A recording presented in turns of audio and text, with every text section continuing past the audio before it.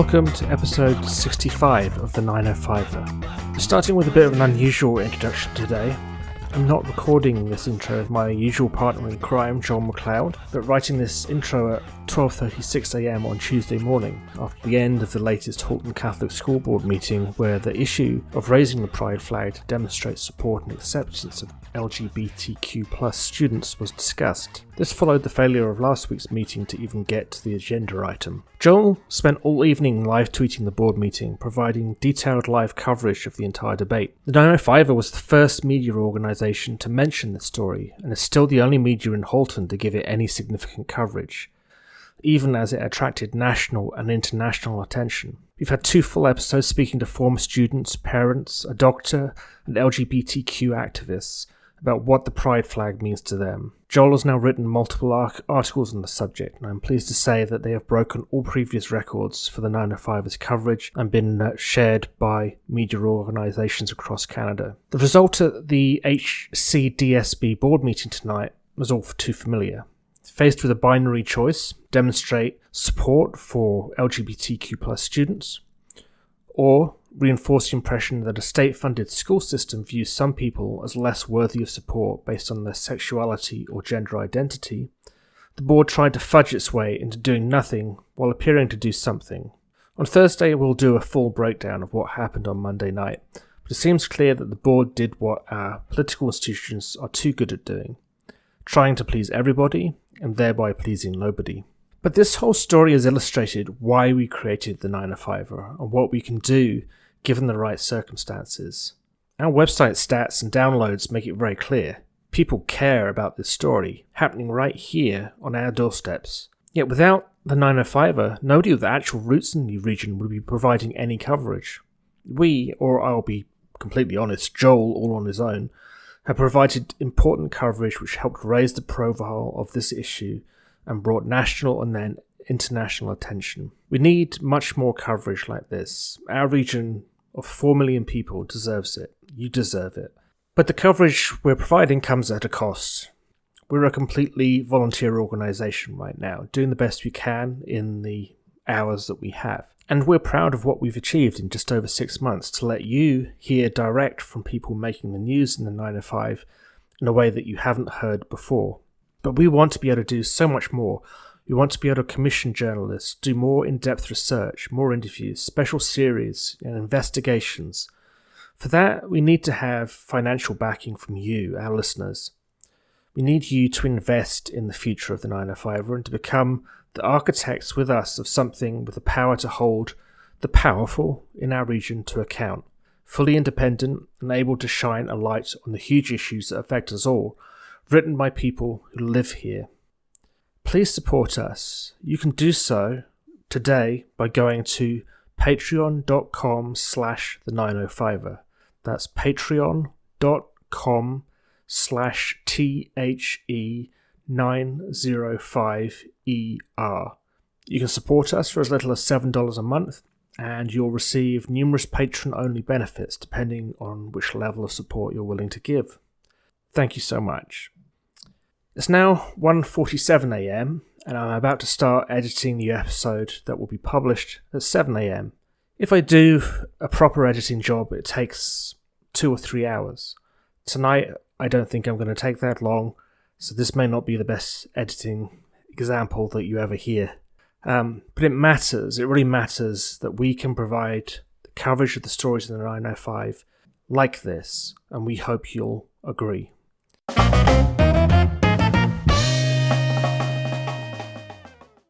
And now on to today's episode. A year into the COVID-19 pandemic, we want to take stock and remind ourselves of why we locked down a year ago on March 13th.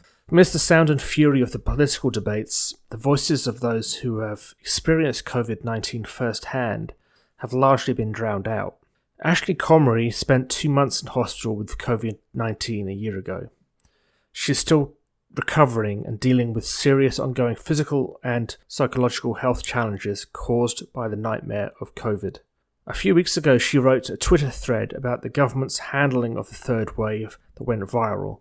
It perfectly summed up the frustration that many of us have had with the failure to do the things needed to stop the spread, combined with the insight that only a person who experienced the very worst that COVID can bring. Every day of this pandemic, we need to keep the experience of people like Ashley Comrie front and centre. She has experienced everything, not just the worst of COVID, but since she got out of hospital, the worst behaviour that the pandemic can bring out in other people too. The fact that, after all of that, she's still such a cheerful and delightful guest is testament to an extraordinary person.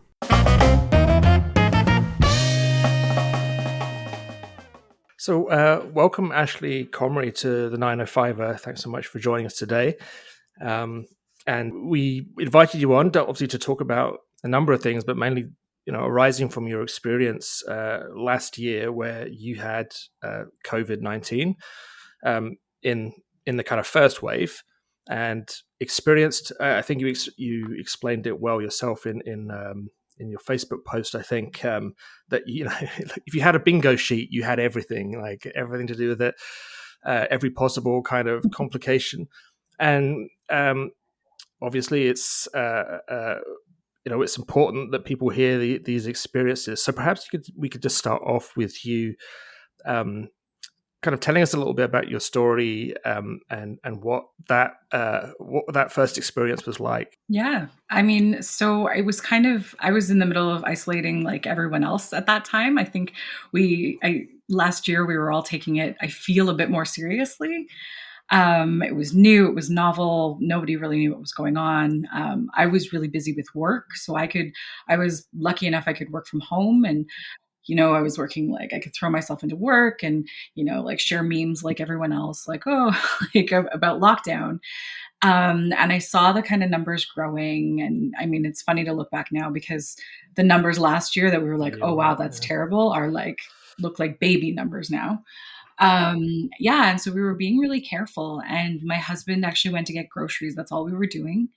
And he went to get groceries, and unfortunately he came home, and 2 days later we got a notice from our Optimum card saying, oh, you shopped on a day that we had someone test positive. And then we got one the next day saying, oh, actually 2 people have tested positive. And then, yeah, so Kirk got sick first. And then about 2 days later, I got sick. And it was really strange because I hadn't left the house.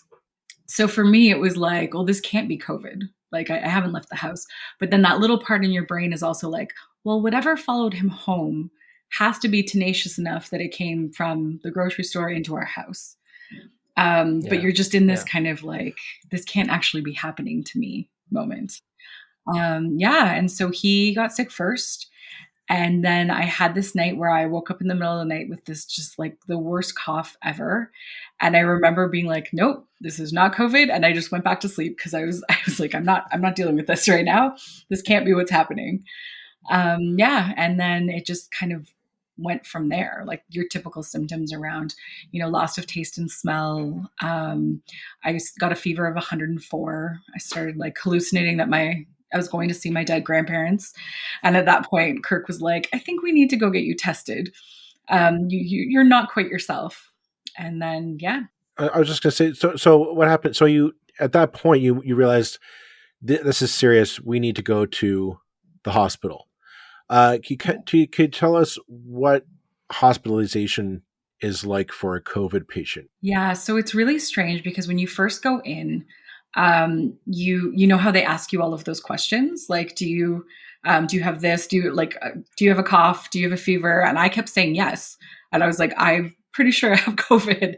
And they didn't quite know what to do at that point because it was very early on. So they kind of put me in a corner while they waited to kind of get me in through a merge.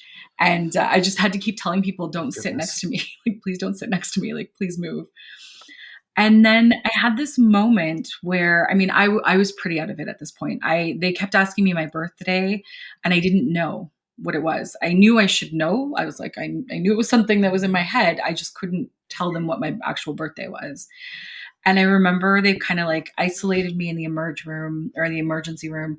And then, like started talking about that I was going to be, brought upstairs and actually inpatient.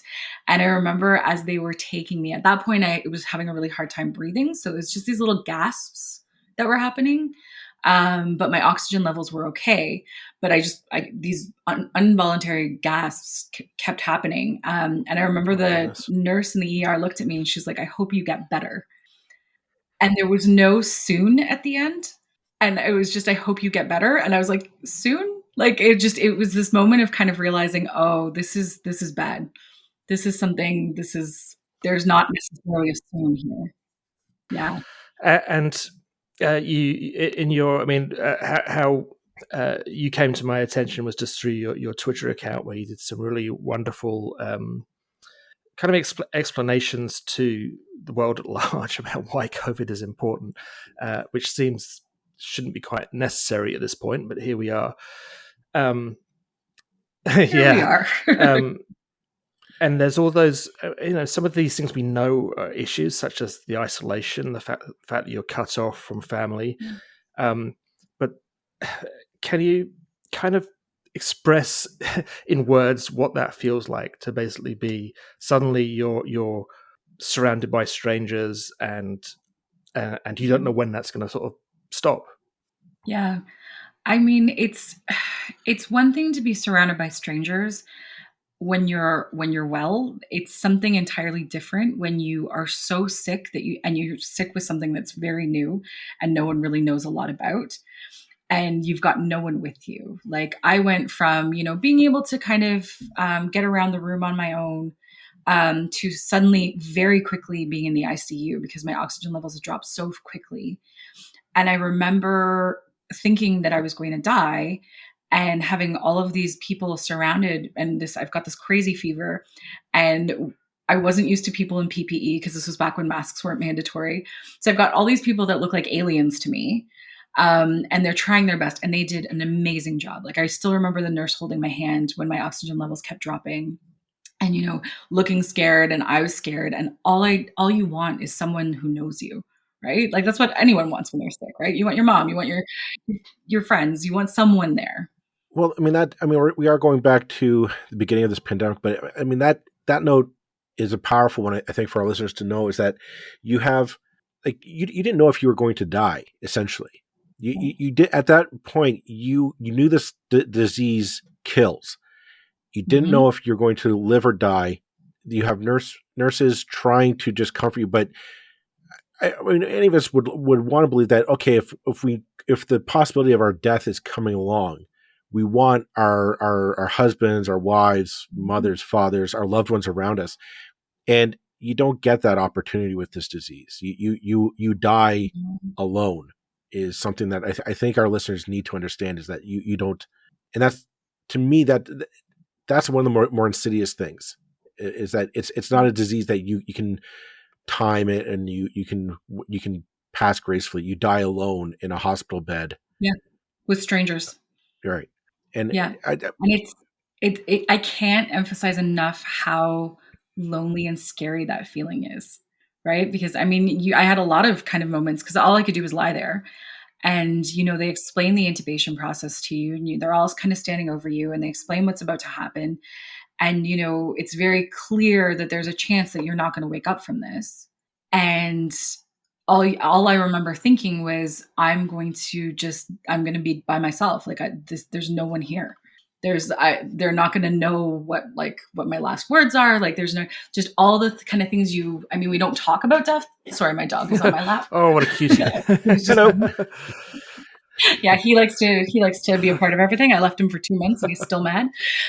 But yeah, I think we don't talk about death enough. But I had this moment that I didn't think I'd be having at 37, which was, this is not how I thought I was going to die. I did not think I was going to be alone. I did not think I was going to be with strangers and just another number. Well, and that's the horrendous thing, isn't it? That kind of being reduced to a statistic, and almost worse for those people who people say who have pre-existing conditions, because they had a pre-existing condition. Like, that makes any difference at all to the tragedy of it, right?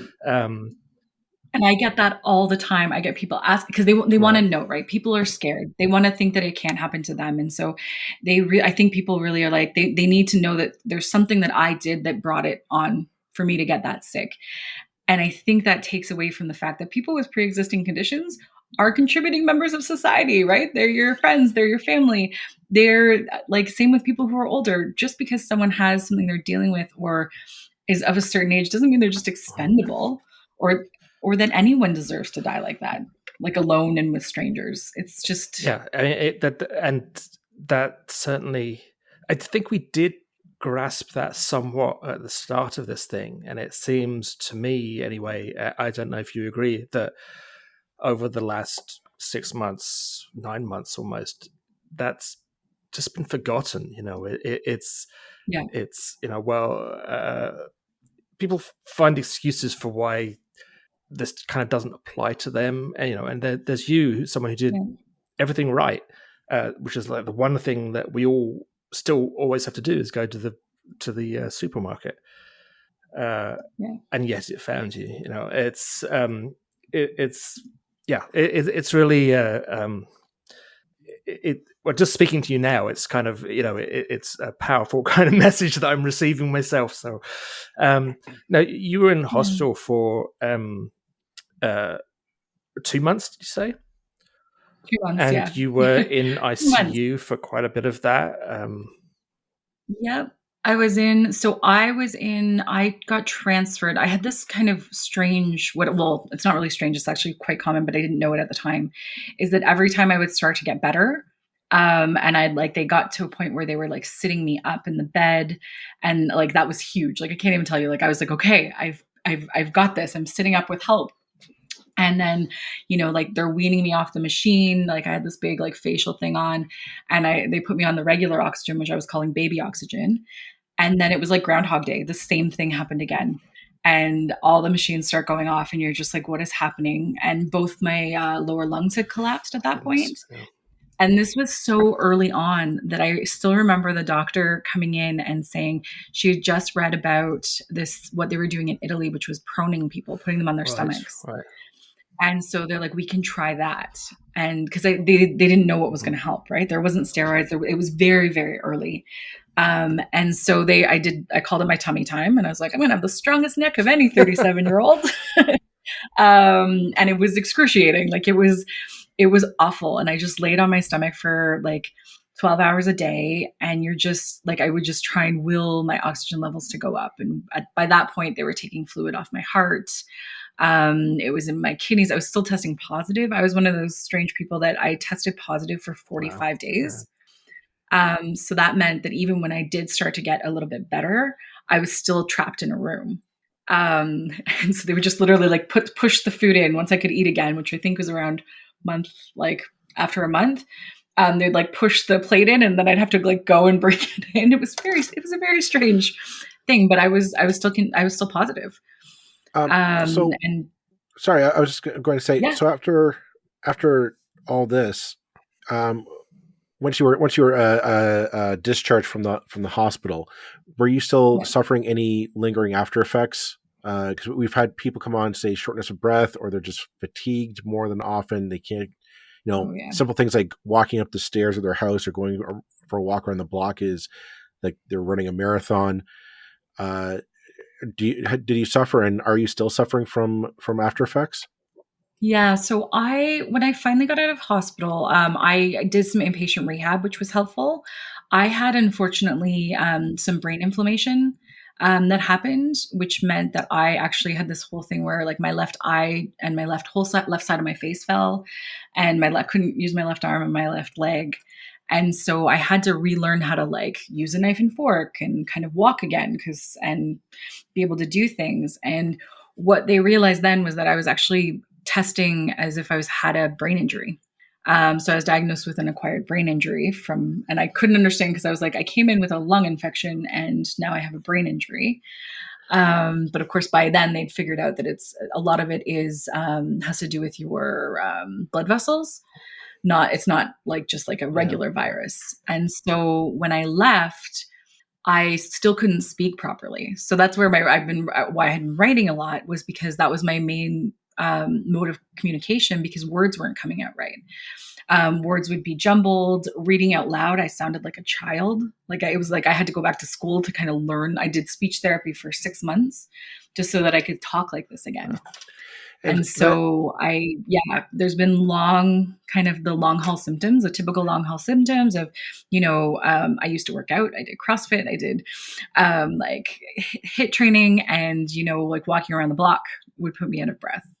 Doing dinner, like trying to make dinner or some kind of meal for myself for the first 4 months, I'd have to sleep afterwards. And so it's been about rebuilding that.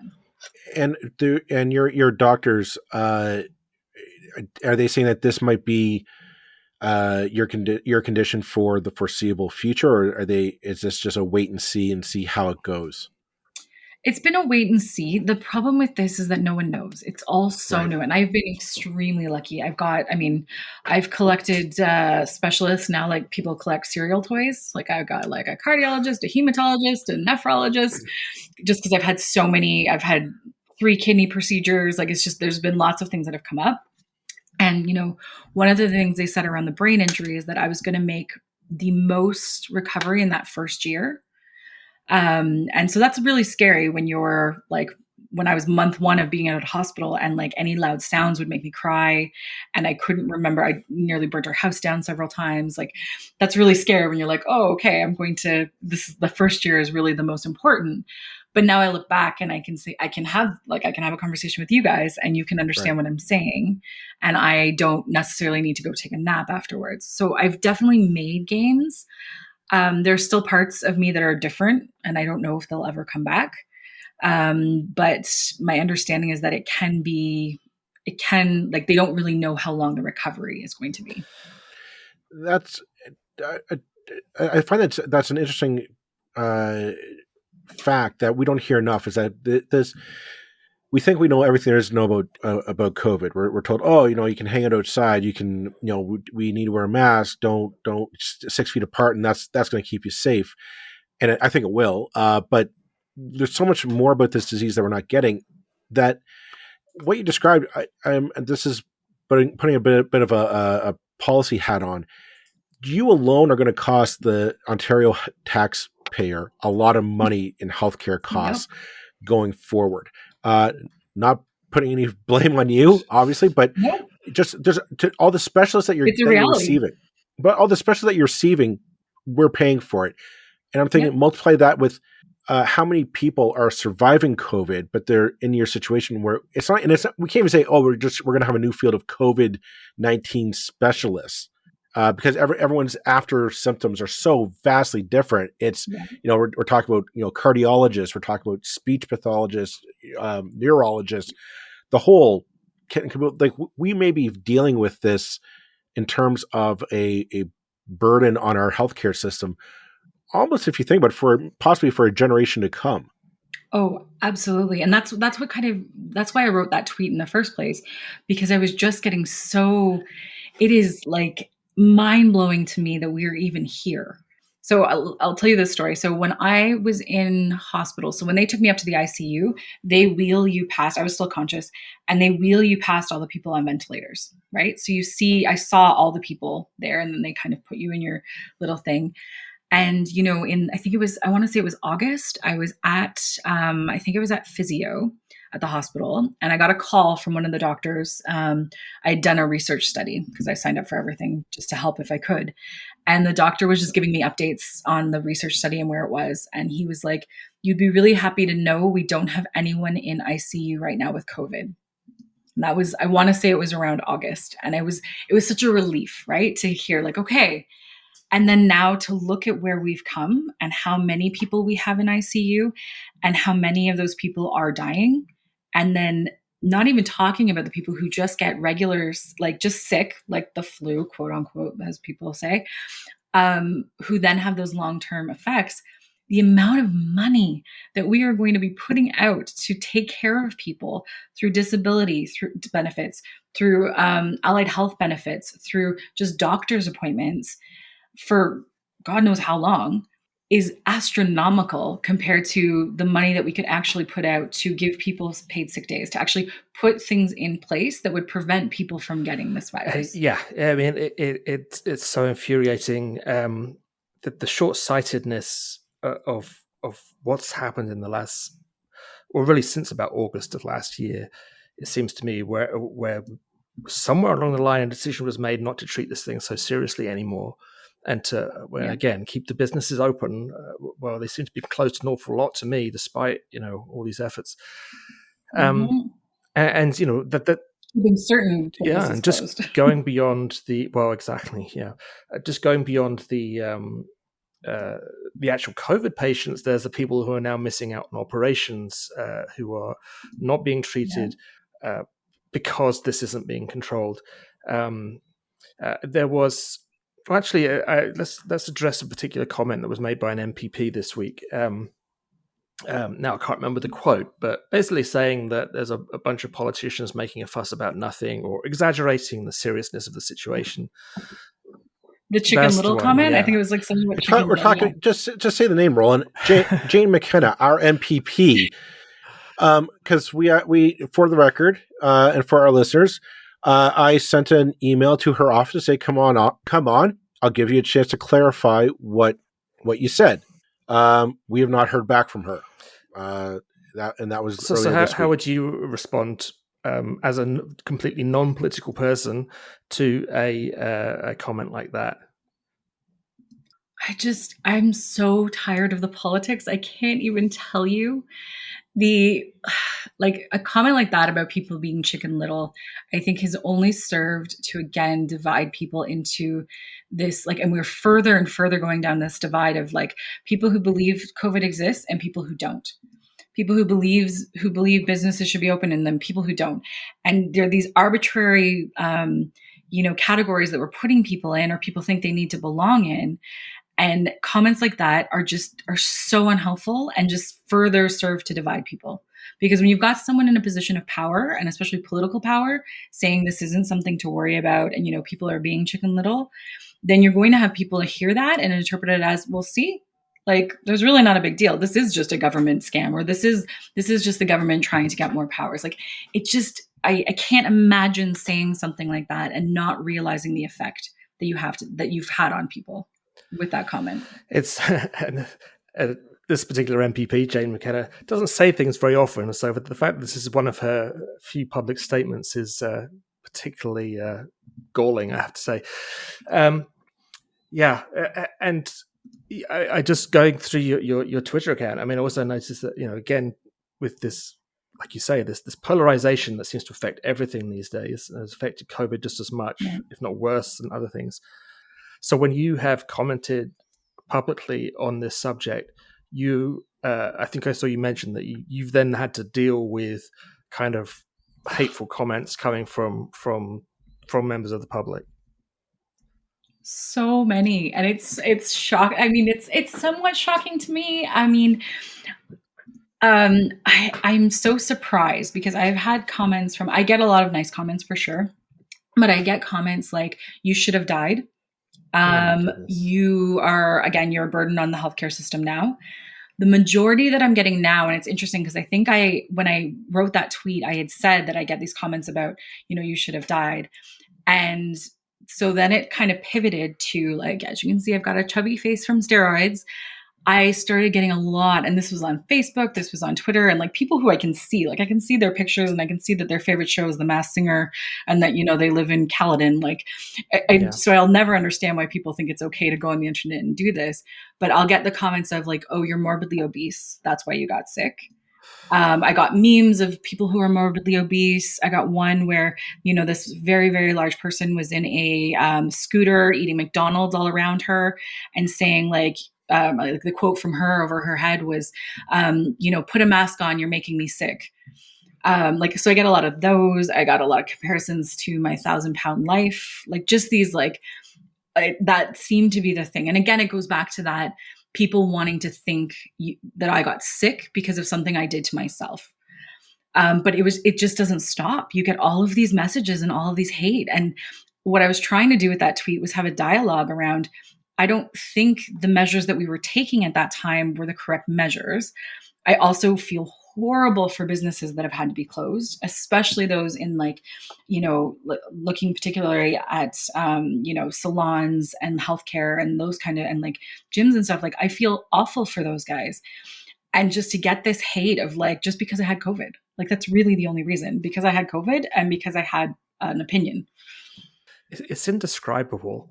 It's simply and more power to you, because I mean, just having spoken to you just for the last half hour, you're obviously a very positive person, a very cheerful. You're smiling. I beat COVID. I gotta be cheerful.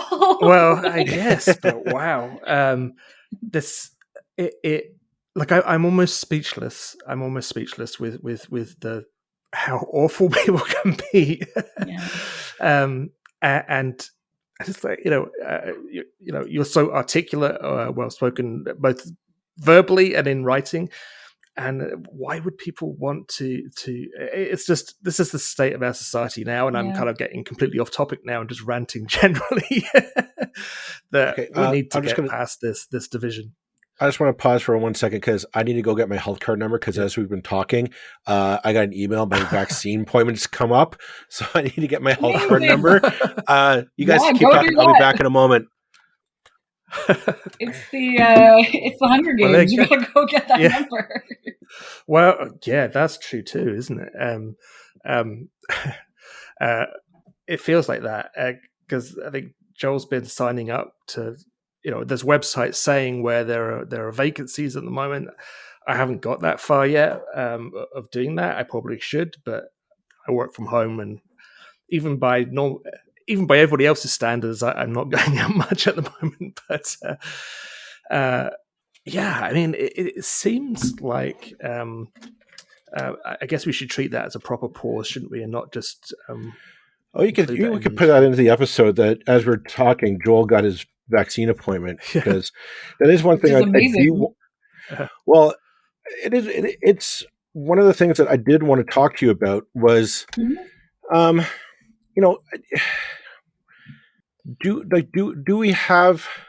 you feel that that our government has done what it can to keep us safe as within reason? I know. I mean, I have my own opinion on the matter, but I mean, you see that what we haven't had paid sick days. Businesses are scared of being shut down. The fact that we've been doing this for a year, and we still have people who think COVID is a hoax.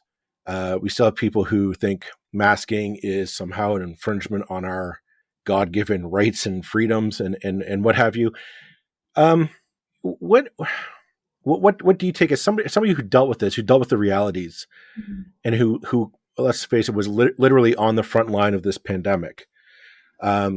What's your take on the state of this province and this country over a year into this thing? It's so disheartening. It's so I really can't believe that this is where we're at. I mean, don't get me wrong. I get that it is extremely difficult to try and write policy and, deal with a pandemic when you've got thousands of different priorities and thousands of different interest groups kind of coming at you. But I think those fundamental things around making sure that people in our society who are the most vulnerable are protected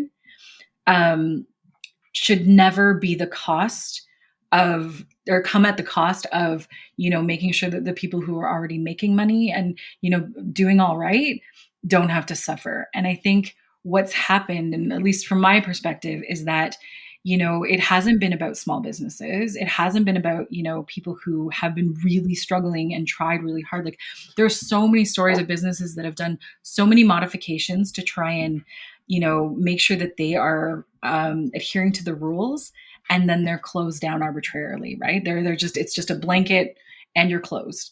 And I think that's one of the things that I said in my tweet around, you can't go to a hairdresser who's got has put things in place to make sure that their customers are safe, has a list, has done everything possible, but you can go to Costco with 200 other people.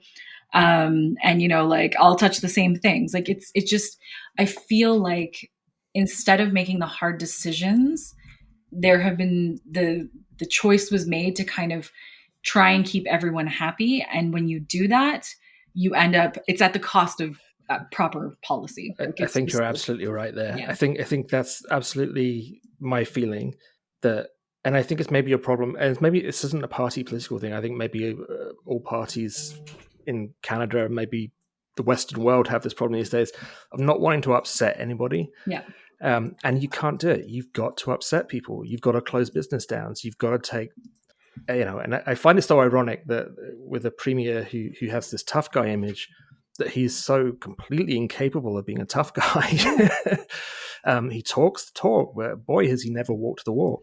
But you can't actually follow through. Like, I remember seeing in October, if they had closed in October, because the modeling was coming out that it was starting to rise, if we had done a 2-week hard stop in October, reset everything, or the like hard break or whatever it was that he ended up saying, and it was in May or April. If we had done that in October, we didn't have to shut down businesses for the Christmas period. We didn't have to go into these lockdowns that have really ruined people's financial capabilities to have their businesses and keep paying or feeding their families. If we had just done the hard thing in October for 2 weeks, and then again, when it, like every time those cases started rising, we wouldn't be here, and just nobody would make those hard decisions. Yeah. I feel like it was I don't know if it was a conscious decision or an unconscious decision. One way or the other, the decision was made to not deal with this properly, and it hasn't saved a business a penny. It hasn't helped anybody. It just hasn't helped anybody. Yeah. No, it's hurt. It's just they've managed to hurt everyone across the board. There's no one in Ontario that's not hurting right now. Yeah. Well, right. There's not. It's. I think that like this last week the week that we're recording this has seen a drastic change of opinion with the premier in regards to handling of this pandemic. It's and I think I do want to loop in.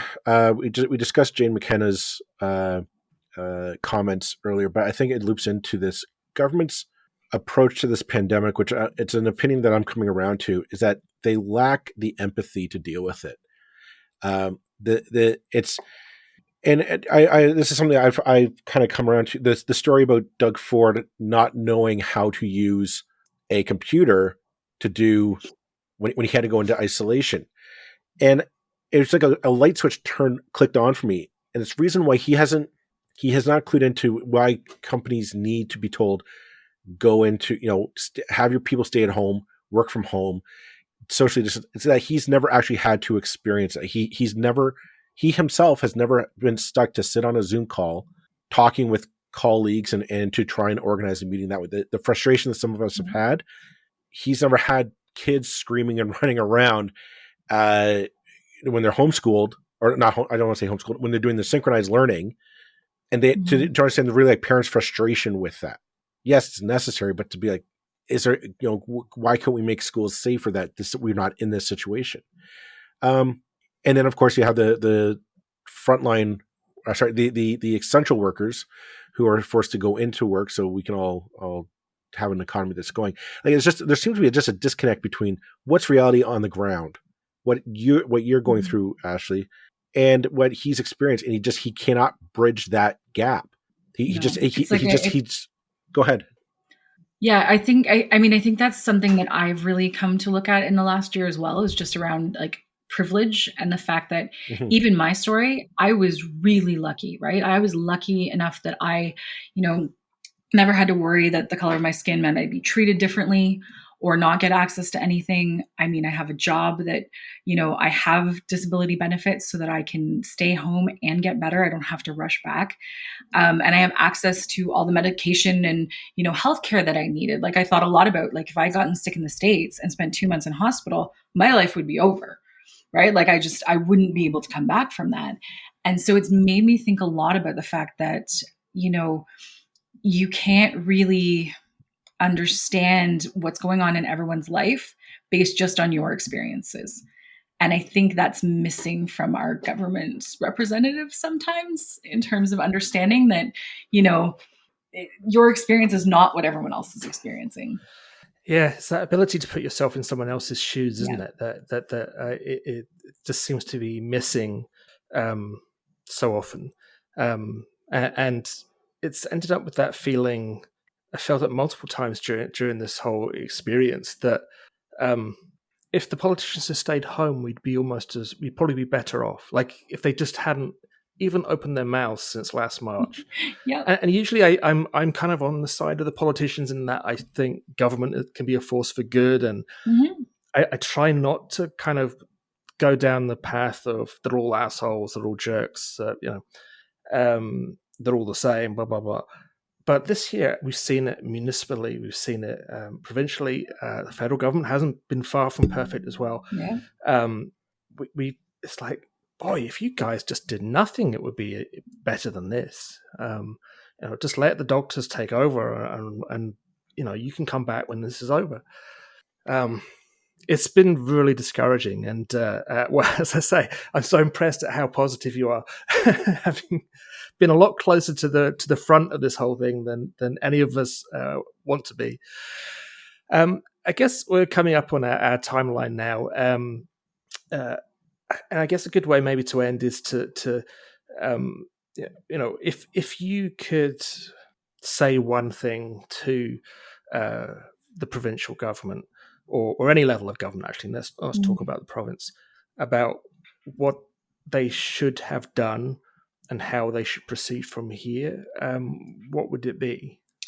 It would be stop listening to ideological arguments and start actually listening to the people who are going through the actual hardships that you're trying to address. Listen to the business, like the small business owners.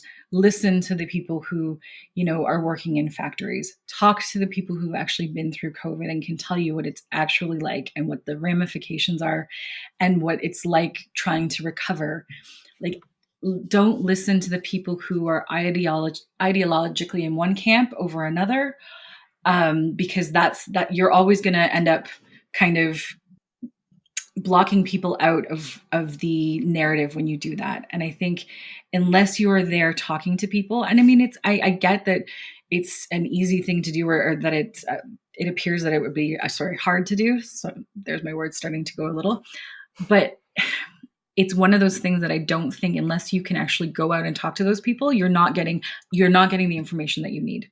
Right? You need more people like me, and not even necessarily me, but people who've gone through this and who are actually dealing with the ramifications day to day on some of your, tables. You need the people who have small businesses, not your Amazons and your Walmarts, and you need the small business owners on some of those tables. You need the people who work in factories on those tables, because you'll just miss things otherwise, right? Look at the, I'm going to go back to the province, but look at the whole, we're going to close playgrounds. Yes, that seems like a good idea when you're talking, I guess. But when you actually talk to anyone with toddlers or children, you're going to find out that that's actually a really terrible idea. And I think that's the problem, is you're seeing these decisions get made based on, I'm not even sure what sometimes, but it feels like ideology, and instead of the actual facts and what's going on in the world. As a man with a higher pay grade than I would have said, have a heart. So I think we'll leave it at that. And thank you very much, Ashley, for coming on, sharing your story. And we hope that you recover to be 100% as you were before COVID. Sorry, as I start coughing, it's a perfect way to end. Thank you, guys. Thanks so much.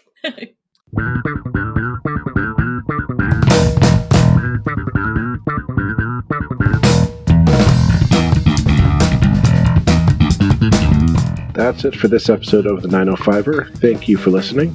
As always, you can send us your feedback, thoughts, and concerns, or ideas for future episodes to our email, info@905er.ca. We'd love to hear from you. You can help us keep the 905er going by financially supporting us through Patreon as well as PayPal. Visit us at 905er.ca and click on the support tab. As well, links are in the show notes for your convenience.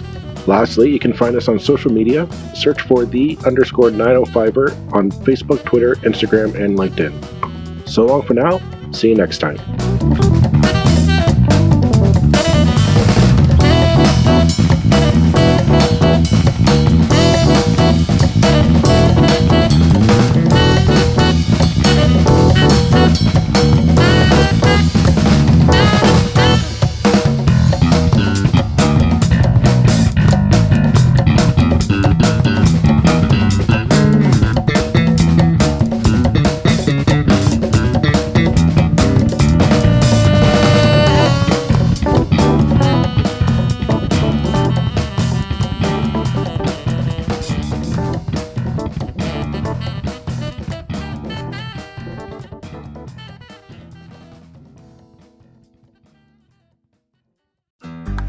looking to make the most out of this life and optimize your personal wellness? Then check out the Natural Man Podcast. Join me, host Mike C., as we explore all areas of human wellness, physical, mental, and emotional. Learn strategies to optimize your own well-being and be in the driver's seat of your own health. Remember, your doctor works for you. Learn biohacks, neurohacks, ways to improve sleep, and ways to optimize your body and your mind. Check us out on Apple, Spotify, the Fountain app, and at naturalmanpodcast.com.